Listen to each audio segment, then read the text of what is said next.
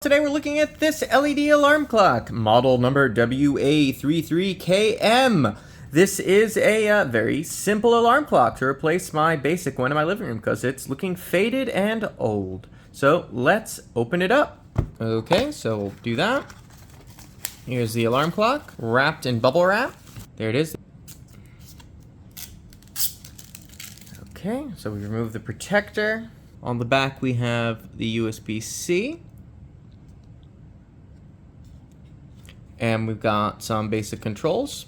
Now the USB-C is the primary power source for this clock, and I believe there are 3 AAA batteries that are used for the backup battery. They don't power the clock, they just keep it alive. Okie dokie, so yep, there's a manual again, 3 AAA batteries for backup only, and just some steps on how we can configure it. Okay, so I got the batteries, so we'll just do 1, 2, and 3. Oh, okay. Alright, so the batteries are in. And now we can set it up with USB-C power. Oh wow, it actually powers it. It says it's only for memory, but I guess it just shows the time for a quick second. Oh, if you tap it, it turns on. So you can check the time when it's just running off AAAs. That's pretty cool. Okay, so I'll put in the batteries. Okay, so we'll just plug in the USB-C now. For simplicity's sake, we're just going to run this off a power bank.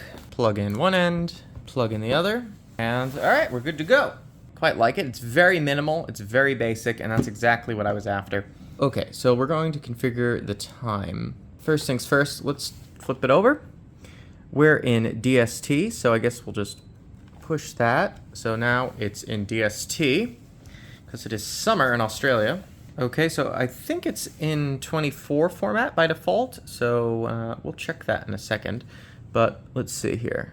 Okay, so the mode button, if we press that, it can actually cycle through the year and date, which I don't plan on really using.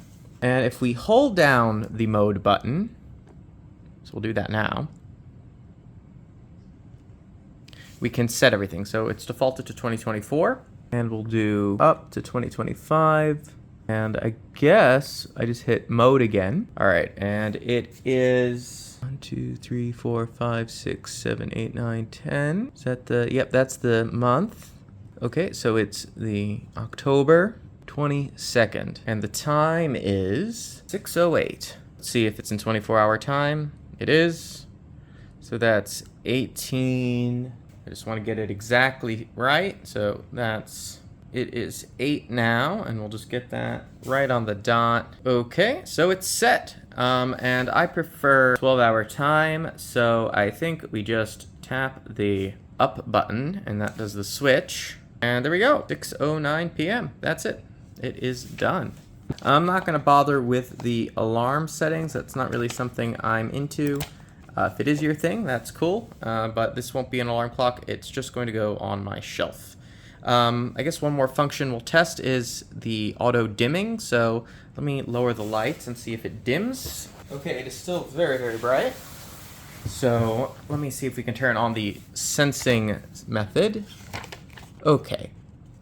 Hold and press the light button for 3 seconds and a moon will appear on the display for auto night mode. I see. The auto dim is based on time, not ambient light. So... you know, it's not going to go dark until later. So let's see the other brightness levels. Can we do that? Okay, I guess we can set the max brightness. The default is just too bright for me. I think that is bright enough, and I assume it will go a little dimmer later. But that seems fine to me, that the default brightness is just way too bright. Okay, again, it's not an ambient light sensor, it's based on time. Okay, so I'm just going to plug this in and put it where my clock used to be.